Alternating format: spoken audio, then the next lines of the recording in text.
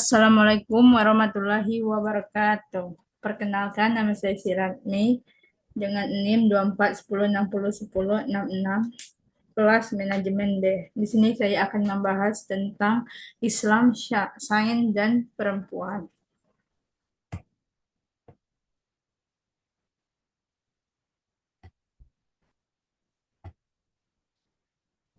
Ada pertama ada pengertian Islam, di mana Islam adalah agama yang diturunkan oleh Allah SWT kepada Nabi Muhammad SAW sebagai pedoman hidup manusia, di mana Islam tidak hanya mengatur ibadah seperti salat, puasa, zakat, dan haji, tetapi juga mengatur pendidikan sosial, ekonomi, politik, dan pengetahuan. Contohnya,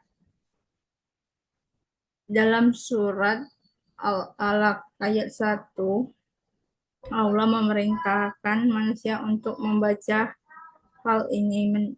Hal ini menunjukkan Islam sangat menghargai ilmu pengetahuan.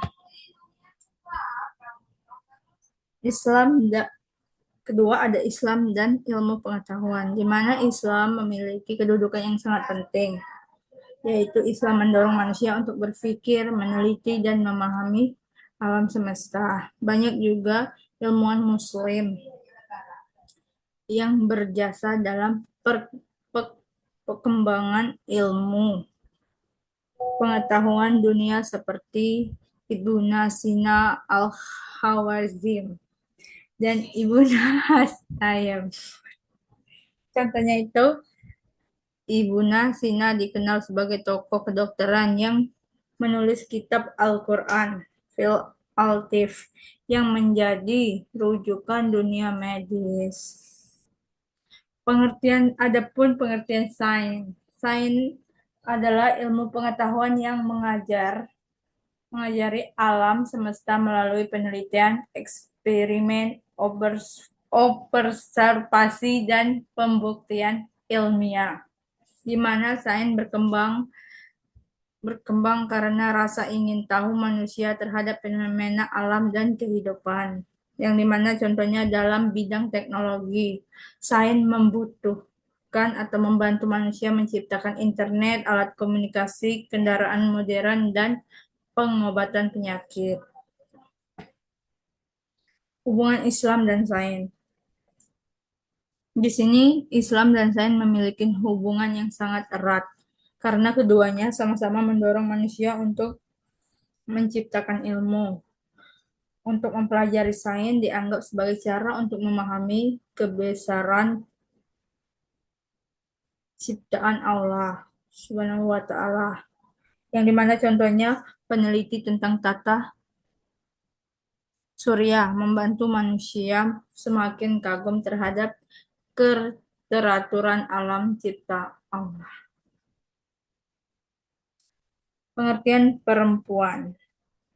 Perempuan adalah manusia yang memiliki peran penting dalam kehidupan keluarga, masyarakat, bangsa, dan agama, di mana Islam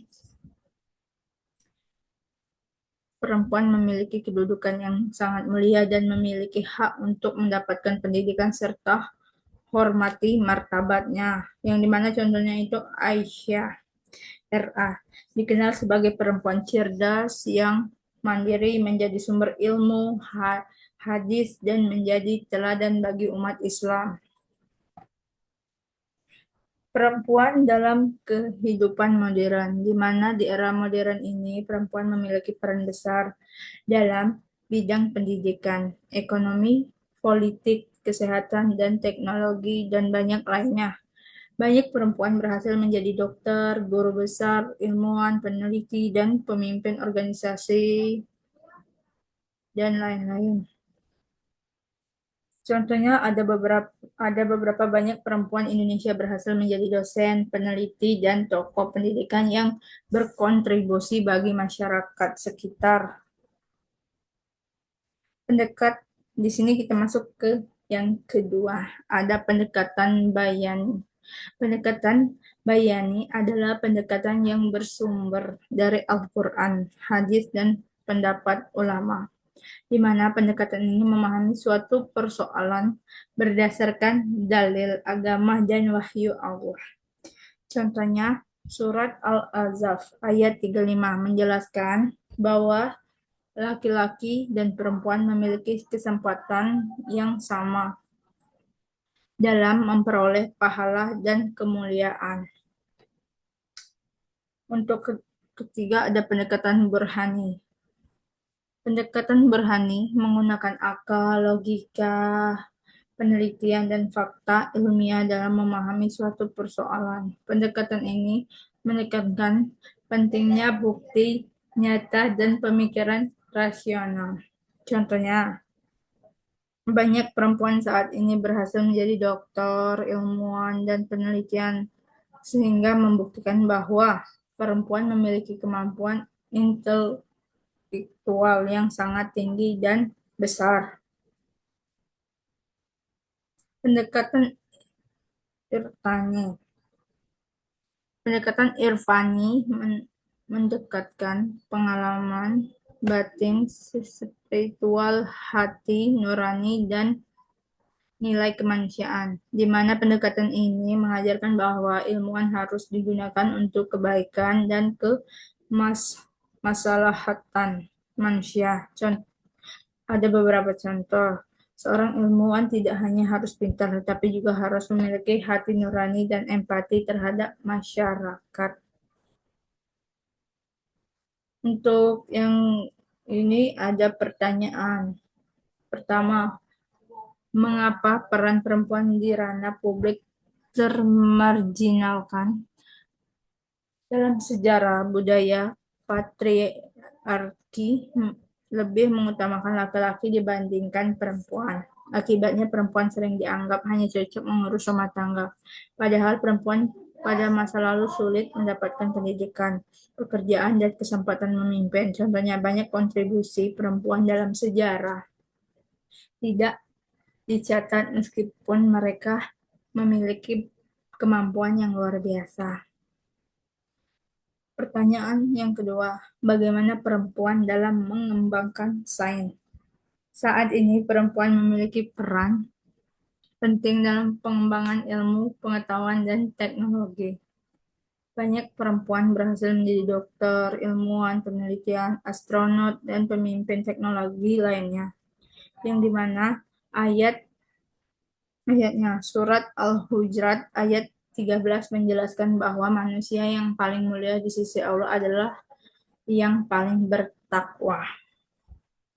Pertanyaan yang ketiga, bagaimana agar perempuan dapat bersaing di ranah publik? Di sini perempuan perlu mendapatkan pendidikan yang baik, dukungan keluarga, kesempatan kerja yang adil, dan rasa percaya diri. Masyarakat juga harus menghilangkan diskriminasi terhadap perempuan. Contohnya, dengan pendidikan dan semangat belajar, perempuan dapat menjadi pemimpin, pengusaha, dan ilmuwan yang sukses di mana saja. Di sini adalah slide terakhir. Di sini kesimpulan, Islam sangat menghargai perempuan dan mendukung perkembangan ilmu pengetahuan. Pendekatan bayani, burhani, dan irfani membantu manusia memahami hubungan Islam, sains, dan perempuan secara seimbang.